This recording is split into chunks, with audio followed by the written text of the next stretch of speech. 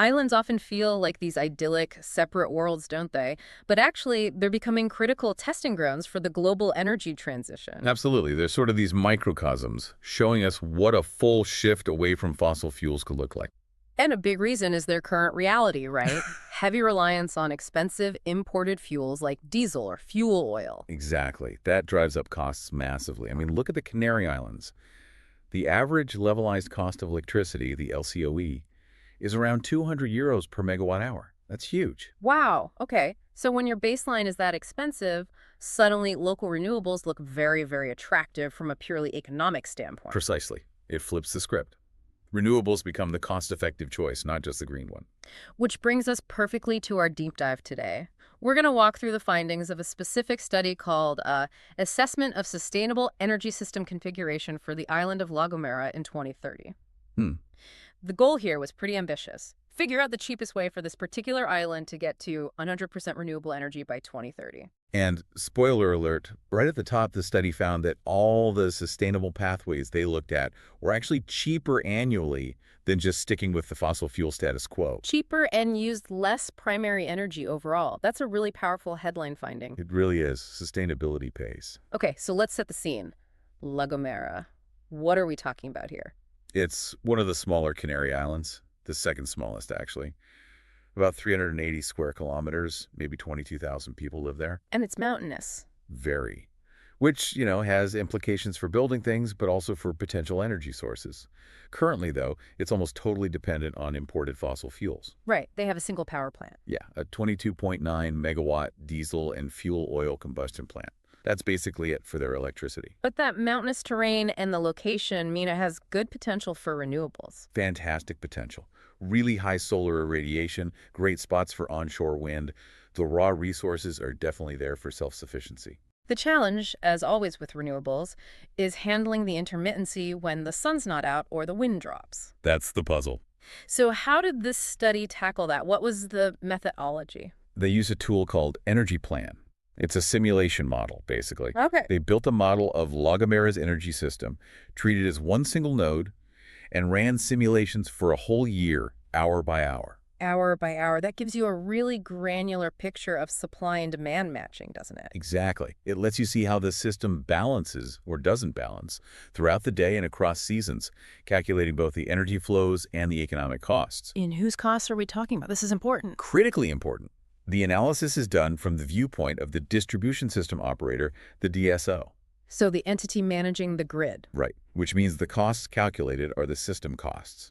Investment in new plants, batteries, grid upgrades, maintenance, fuel costs for backup, everything needed to actually deliver the power. What it doesn't include is individual costs, like you buying an electric car. Correct. It doesn't factor in the cost for a resident to buy a BEV or put solar on their roof.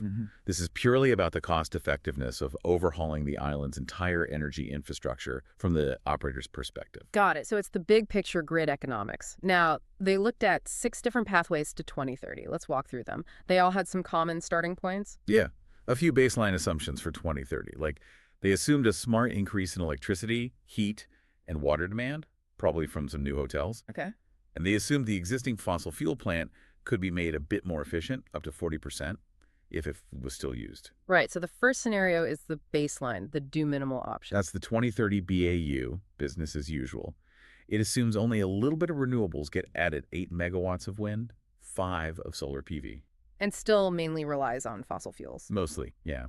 And only about 20% of vehicles switching to electric, so battery electric vehicles or BEVs. Okay, that's our starting point. Then there's the first sustainable scenario. That's the 2030 the reference scenario. This is the first 100% sustainable pathway. It involves a lot more wind and solar.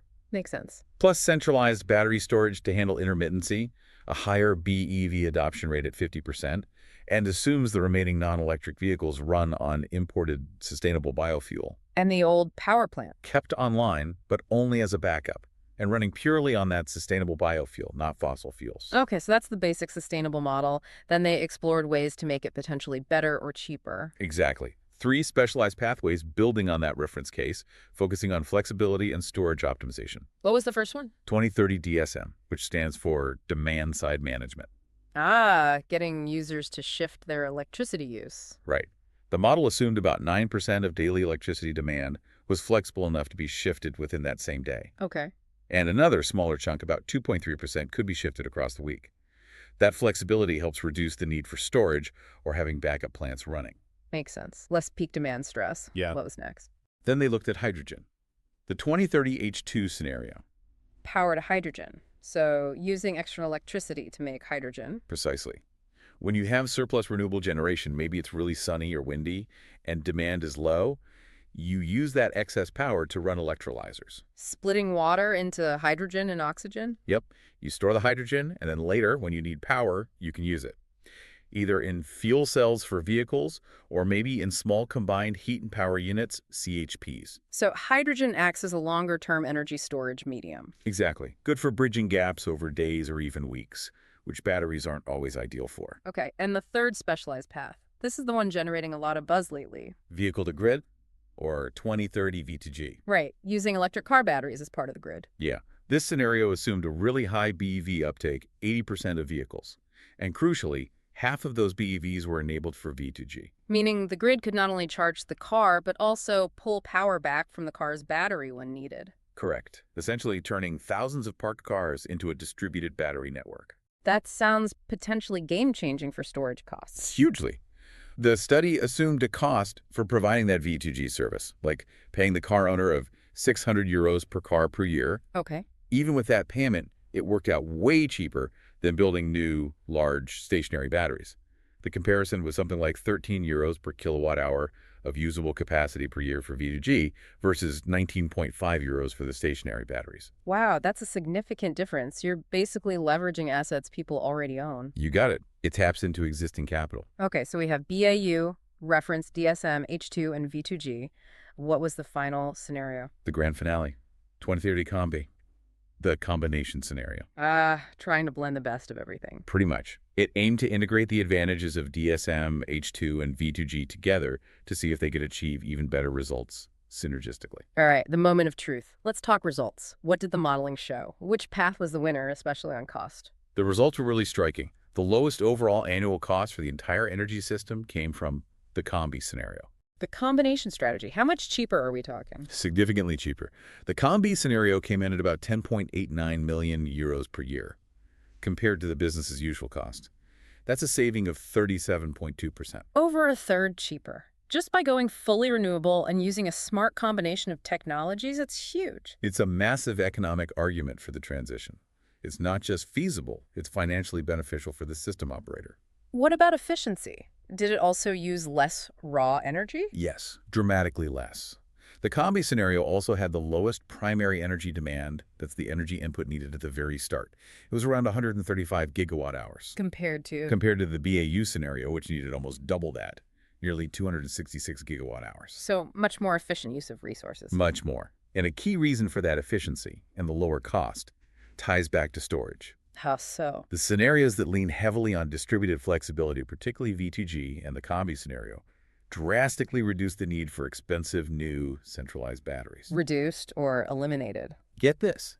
Both the V2G focus scenario and the Combi scenario required zero additional stationary battery capacity to be installed compared to the reference case. No new big batteries needed at all if you leverage V2G and DSM effectively. According to this model, yes.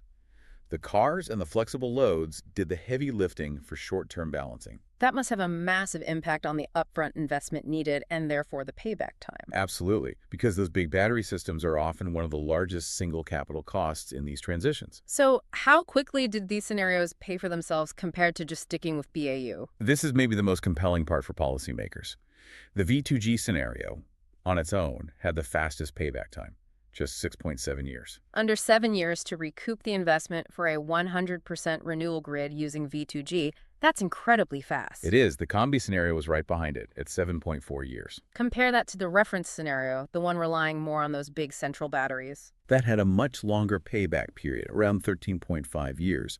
Still viable, but the V2G and Combi options offer a much quicker return, which really lowers the investment risk. It makes the decision politically and financially much easier to swallow. Definitely. Did the different scenarios favor different types of renewables? Yes, there was a clear technological emphasis depending on the storage strategy. The H2 scenario focused on hydrogen for longer-term storage. Right. Required the highest amount of wind power installed, about 37.5 megawatts. Why wind for hydrogen? Because wind generation tends to be more variable over longer periods, sometimes blowing strongly for days, sometimes not. Hydrogen is good at storing large amounts of energy over those multi-day timescales. Okay, so wind pairs well with hydrogen's strengths. What about the combi scenario, the overall winner? That one relied most heavily on solar PV, needing about 62.5 megawatts installed. And that links back to V2G, presumably. Exactly. Solar power peaks during the day, and when are most cars parked, either at home or at work, and potentially available for V2G? During the day. Right. So PV generation lines up really well with the typical availability of BEVs for intraday balancing using V2G. It's a need synergy. So the study basically suggests high PV penetration works great with V2G, while high wind penetration might lean more towards hydrogen for storage. That's a good summary of the findings, yeah. Yeah. Match the generation profile to the storage solution. Oh, and interestingly, those micro CHP units using hydrogen, they weren't selected in any scenario. Why not? The model found they consistently led to higher overall annual costs compared to other options. Okay, so let's talk trade-offs. V2G and DSM sound amazing on paper. Lower costs, faster payback, less need for big batteries. But how realistic are they to implement? Oh, that's the million-dollar or maybe billion-dollar question, isn't it? Seems like it requires a lot more than just technology. It does. Their success really hinges on several factors maturing. You need sophisticated energy markets that can value and compensate that flexibility. You need the technical infrastructure, smart meters, control systems, communication networks. And you need people to actually participate, right? Making sure your car is plugged in and available when the grid needs it. Exactly. There are significant logistical hurdles. It requires, essentially, a new kind of relationship and complex coordination between the grid operator, the technology providers, and millions of individual consumers. It's not trivial. A complex dance. That's very much so.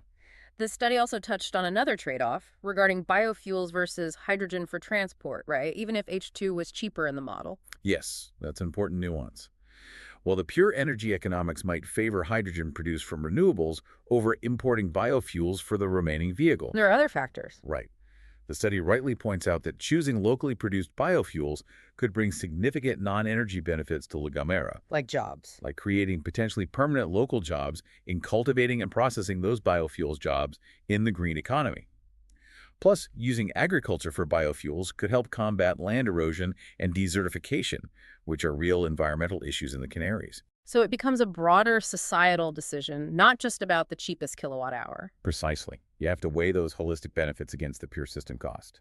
Okay, so wrapping up this deep dive on the assessment of sustainable energy system configuration for the island of La Gomera in 2030. What's the big takeaway message? I think the central conclusion is pretty clear and optimistic. Achieving a 100% sustainable energy system isn't just a pipe dream for an island like La Gomera. It's technically achievable and, crucially, economically beneficial well before 2030. And the most promising path seems to involve a strong combination of solar PV and battery-based solutions. Yes, particularly leveraging the flexibility offered by electric vehicles through V2G. That seemed to be the key to unlocking the lowest costs and fastest payback for islands with similar climates and resources. And the old fossil fuel plant doesn't just vanish. No, it stays in the mix, but its role changes fundamentally. It becomes a backup generator for peak demand or longer renewable walls, running entirely on sustainable biofuel instead of imported diesel or oil. So you maintain reliability but ditch the fossil fuel dependence. It's a roadmap that emphasizes system integration and smart technology, not just building more turbines and panels. Absolutely. The power lies in the synergy, in how the different pieces work together. So the study offers a compelling case. But as we finish, what's the final thought you want to leave our listeners with? I think it comes back to that idea of holistic value. The analysis, this assessment of sustainable energy system configuration for the island of La Gomera in 2030, clearly shows that combining technologies, like in the combi scenario, gives the best financial result for the energy system itself. But the ultimate decision on which sustainable pathway to pursue shouldn't be driven solely by minimizing the energy supply cost. Policymakers really need to consider those wider non-economic factors we touched on. Things like local job creation potential, environmental co-benefits like preventing land erosion, energy sovereignty, social acceptance. Exactly. The best path isn't just the cheapest in euros per megawatt hour. It's the one that best aligns with the island's unique circumstances, its broader societal goals, and its long-term vision for a truly sustainable future. That requires looking beyond the numbers in the energy model alone.